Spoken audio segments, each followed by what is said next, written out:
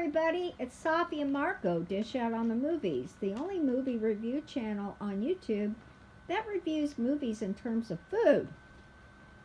So, today we are talking about episode 7 of season 5 of Better Call Saul, which is just ended. It's called JMM.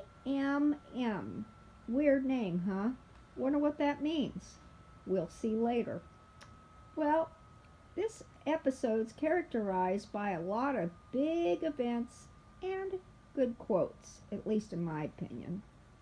First, the key players in this episode are Jimmy, Kim, Gus, Lalo, Mike, and Nacho, and a little bit of Lydia and Peter. Is Peter her husband, boyfriend, or business partner, Marco? Business partner. Okay. It was hard to tell, at least from my perspective, and I couldn't remember. Do you remember Lydia and Walter and Stevia? I never heard of Stevia until they talked about it, and then I did see it at the grocery store after looking for it. And how he poisoned her at the end of Breaking Bad. Kind of like a goodbye present. Okay, well, first of all, big news. Kim and Jimmy got married. But that really wasn't the funny or notable part about them about the episode, was that not just that they got married, is that Huel was called upon to be their witness. And some other lady. He's confused. Huel thinks, maybe Kim is pregnant. No, Jimmy says, no. And then Huel says, can I hold the ring for you? We don't have that, replies Jimmy. I know where I can get one for you, Huel replies. No, that's not necessary, replies Jimmy. Huel remains confused, even when Jimmy says, quote, and ding, if we make it legal, she can't testify against me. Ding, ding, ding. First memorable quote of the episode. All right, off to work after the wedding for Kim. One final meeting, she thinks, with Kevin and the Mesa Verde team. And Jimmy finds out he has a new client. Guess who? Lalo!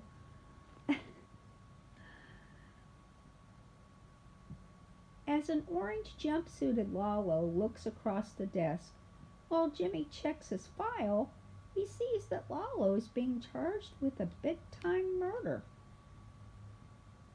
Then he starts the standard lawyering combo with Lalo about plea deals and trials.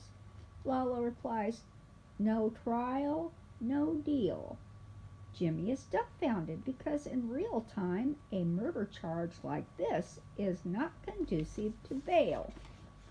No trial, no deal, repeats Lalo. Apparently he just wants bail only. Calmly, Lalo asks, ding, next notable quote, ¿Quieres ser un amigo del cartel? Asks Lalo. Sorry, I don't speak Spanish, replies Jimmy. Do you want to be a friend of the cartel? Lalo repeats in English. Jimmy withers in his chair.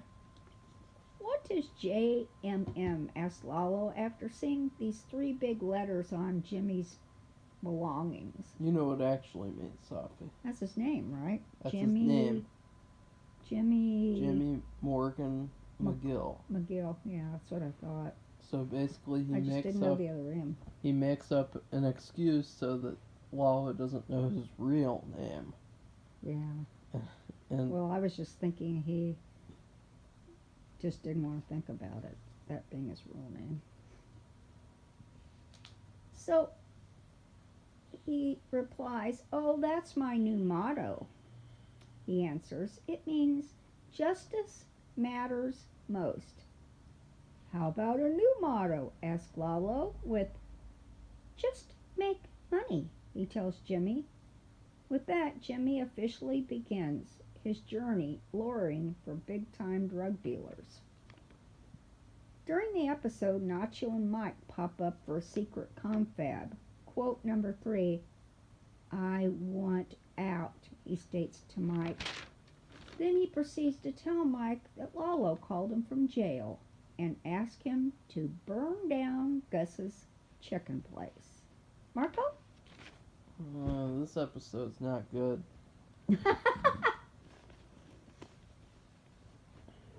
Because, I mean, when you think about this episode, Sophie, she's a little biased because she just likes these quotes.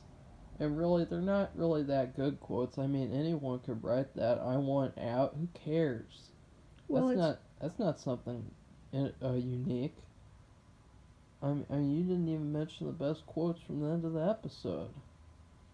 But we haven't gotten to the end of the episode yet. You don't want to spoil it though, like you spoiled the rest of it. But yeah, this episode's just really mediocre. Actually, I didn't. This is exactly what I said that would happen when you make a show this small, 10 episodes. It's funny because you have to shove story into certain places.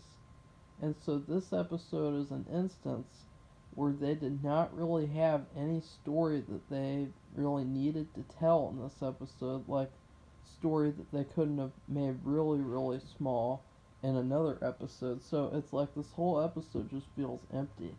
It feels like there's nothing going on. It took them 7 to 10 minutes to like get married, and it's just kind of like a joke type of thing. And I don't really like that either, because to me, I think that Kim and Jimmy should get married, and it should be like a serious thing, kind of like how when Chuck committed suicide and all that in season 3. Like, I think it should have been a serious thing, like a cool moment. But it's just kind of a joke. It's just, I did not like this episode. I mean, there's not really anything that jumps out to me except for 2 little scenes. Well, actually 3 little scenes. But other than that, like, I give this episode a C+. It's very average. And since it's Better Call Saul, you have all these people on IMDb who give it a 10 out of 10 before the episode even airs. Because they get paid to do that. Well, I wouldn't do that anyway. Paid reviews. I think that's unethical. Paid reviews. And so that's the unfortunate thing, is that you go on IMDb and you're not even going to see the true opinion of everyone because you have all these liars. And this episode, I mean, come on. Really? Does every episode deserve a 10 out of 10?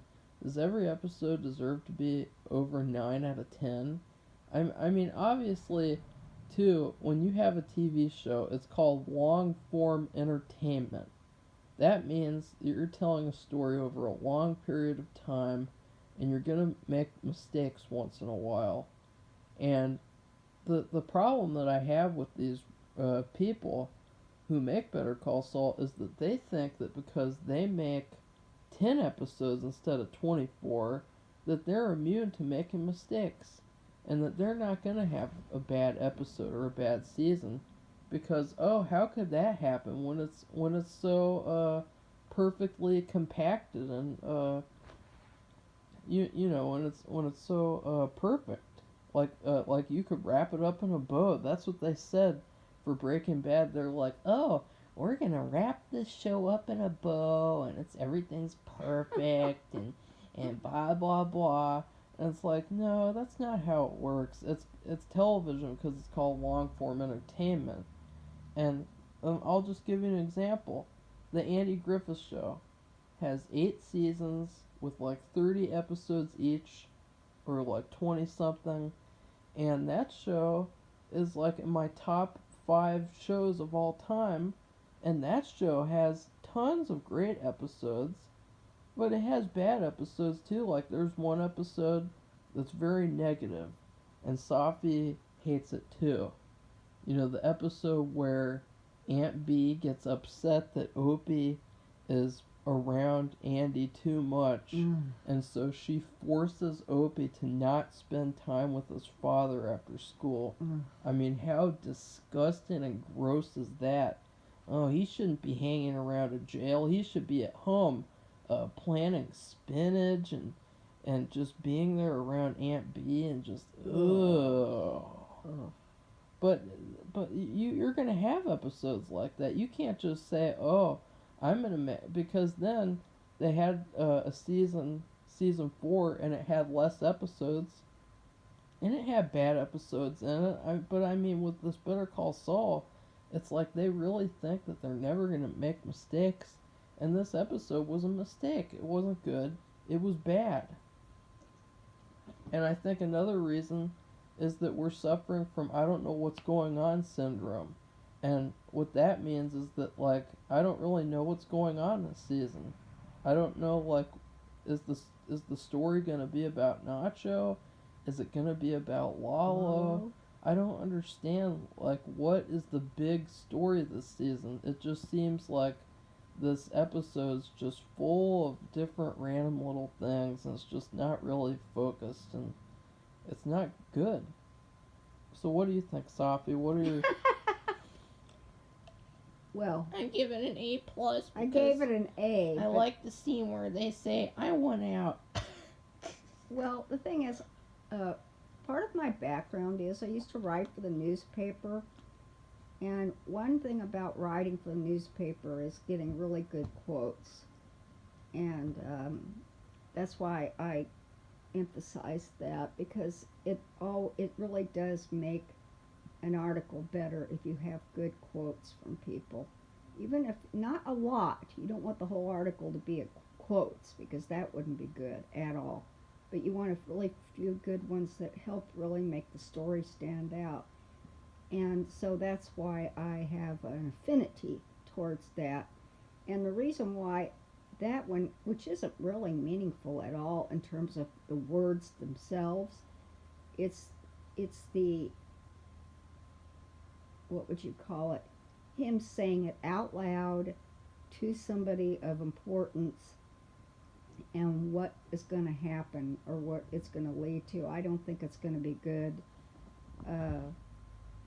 In fact, since the beginning of the season, I think it's been between a rock and a hard place for Nacho, and I've said this already, I believe, in the last episode in our review, and I still have the same bad feeling, and it's only going to get worse. And I mean, I guess it really can't get any worse because if you're between a rock and a hard place, you're between a rock and a hard place, and for him, it's going to be falling off the wire, and not because it just seems like nobody will cut him any slack, and he's trying desperately. To me, it's kind of desperate in a way to ask Mike.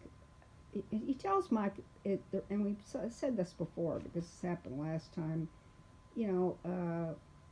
Gus is threatening his father, and it's all about his father. He doesn't want him.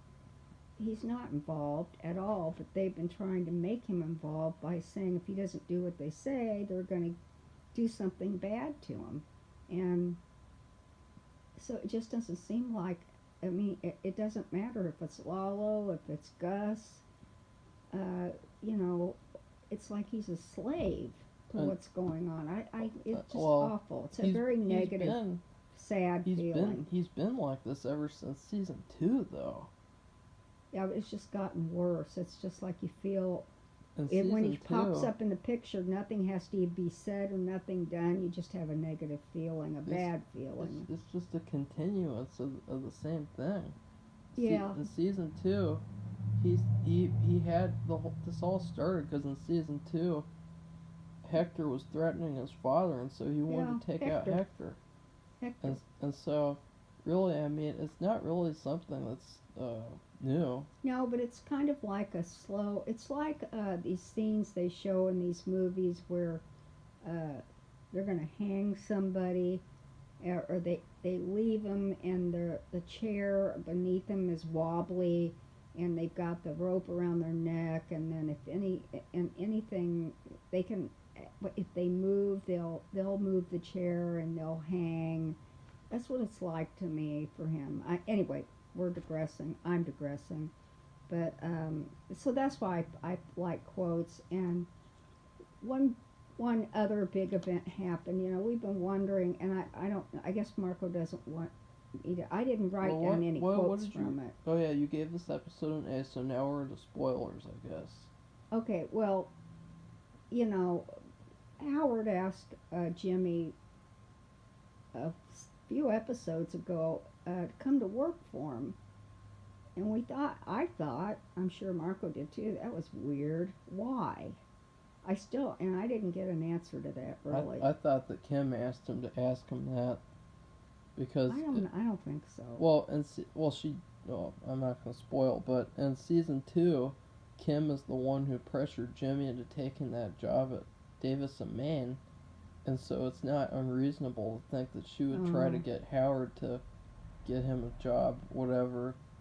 Well, we can't spoil that yet. No, we can't. But I thought, and another thing is, I asked her to compare this episode to an episode, or to all the other episodes from season 1, 2, 3. Obviously, 4 is a piece of shit. So, but I asked her to compare, and she said it wasn't fair to compare this episode with all those other episodes. No, I just look forward. I don't look backward. Well, it's like that's what you do. It's a series, and so it's well, with come on, Sophie. I mean, at least just my problem is that she's putting this episode up there with the other A episodes of the series, and when you look at the other A episodes of the series, it's clear that this episode doesn't belong there. But anyway, that's her opinion. Well, besides that, let's say you're a teacher and you have a student and you have an assignment, and they do the assignment, and then maybe this is like in the fall, maybe in October, and they're still taking the same class from you, and it's now April, and you've given them other assignments since then. Then you give them another assignment, and it's a completely different project, of course, and hopefully the student has grown, and they do it, and you gave them an A before, and it was for certain reasons. And now you give them an A for this for other reasons. It doesn't, and that they may be, and you can compare the projects, of course. But I mean, it's a new day, and it's months later, and for me, it's just you move on, and you don't look back. This is the same project, though. I mean, it is all Better Call Saul.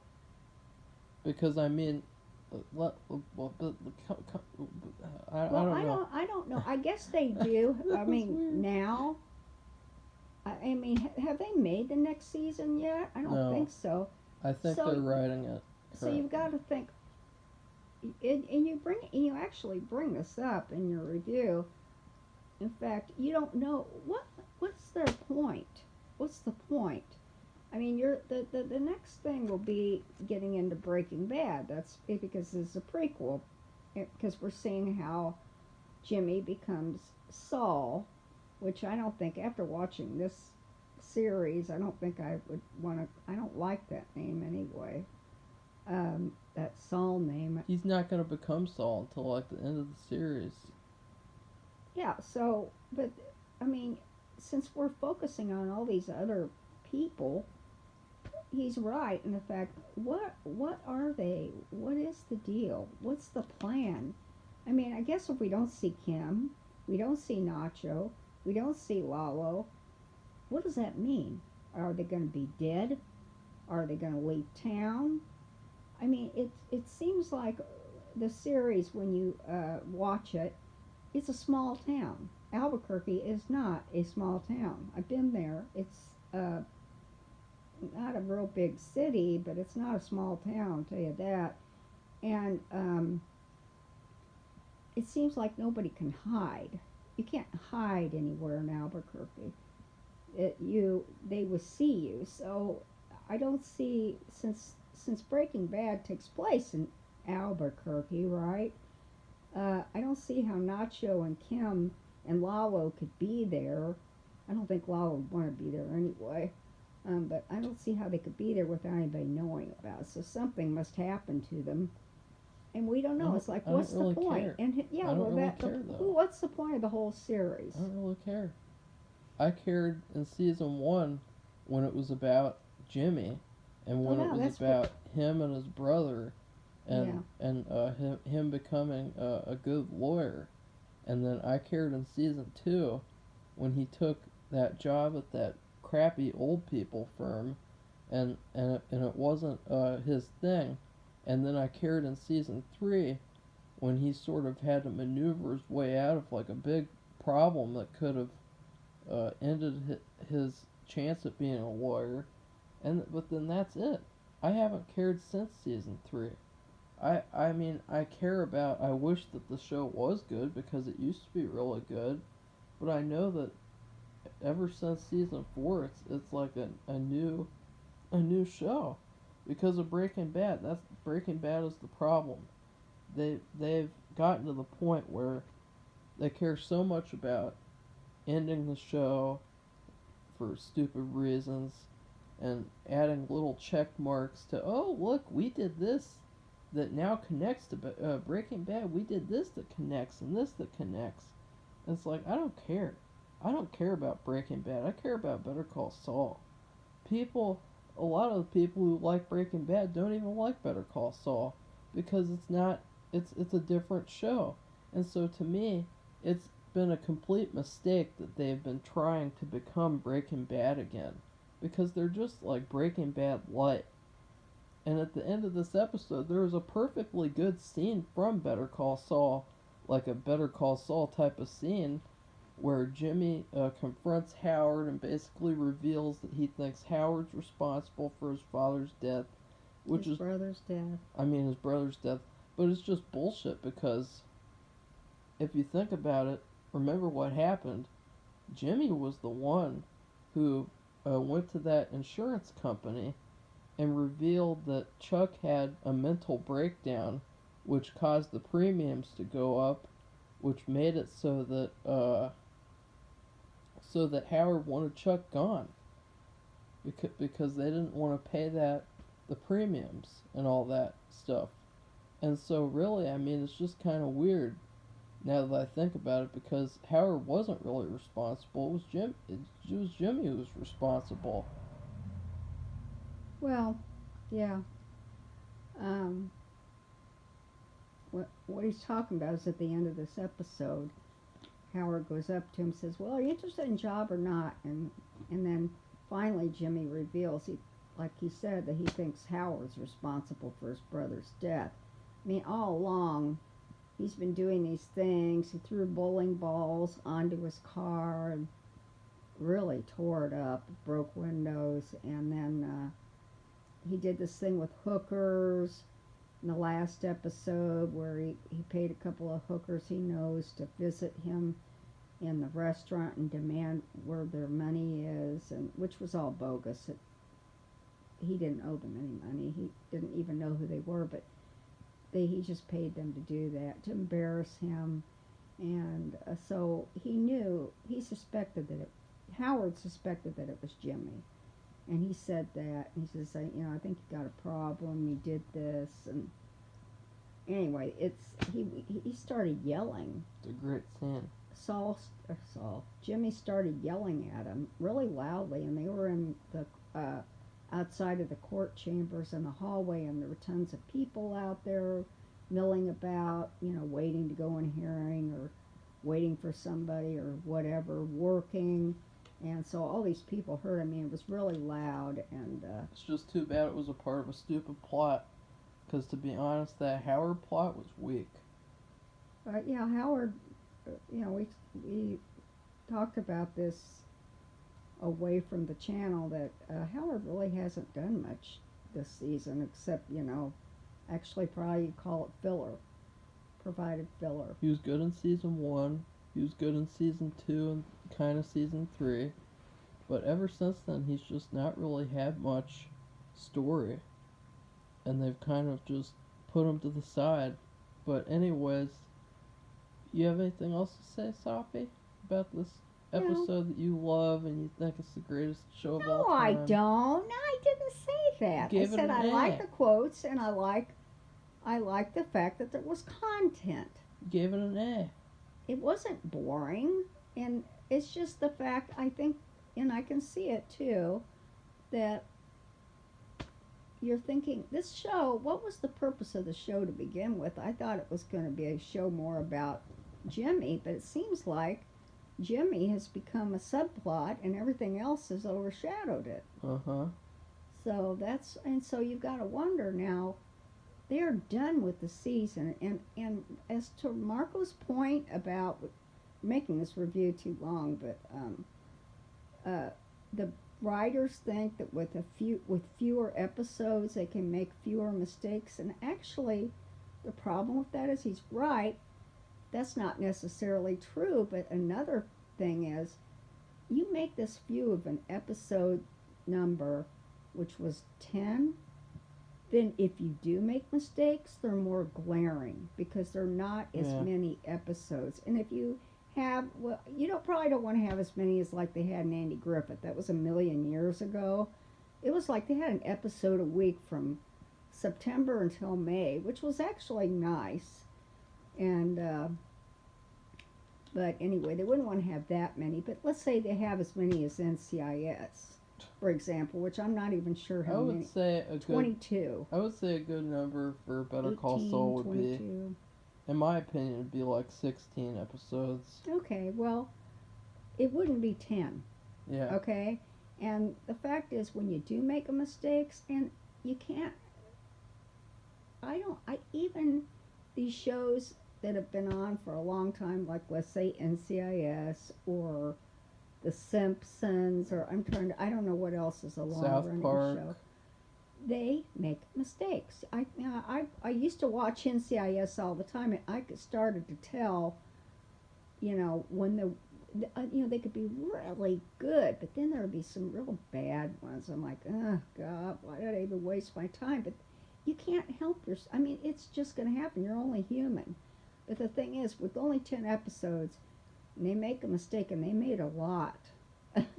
That last season with the killing of that German guy, that was just so, the whole thing was just uglified, which isn't a word by that. Yeah, season The 4 mistakes were is so abysmal. glaring, and so that's the problem. Didn't so even feel like Better Call Saul. It felt like Better Call Kim. so that's the thing with Jimmy. It's to me, and I think Marco too. He's become a subplot, and that doesn't make sense. That's not what the show was supposed to be.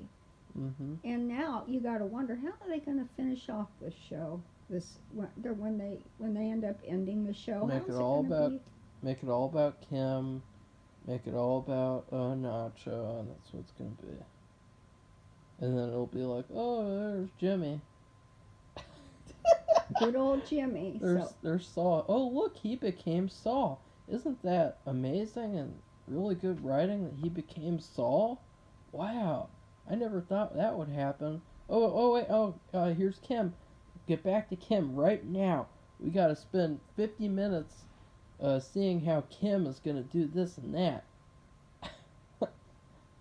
So anyway, I still liked it, but in terms of when it comes to long term and thinking about the purpose of the show and the future and what it was meant to be and what it's turning out to be, I don't understand it. Mm-hmm. So that's it. Okay. Well, goodbye, everybody. Bye, everybody.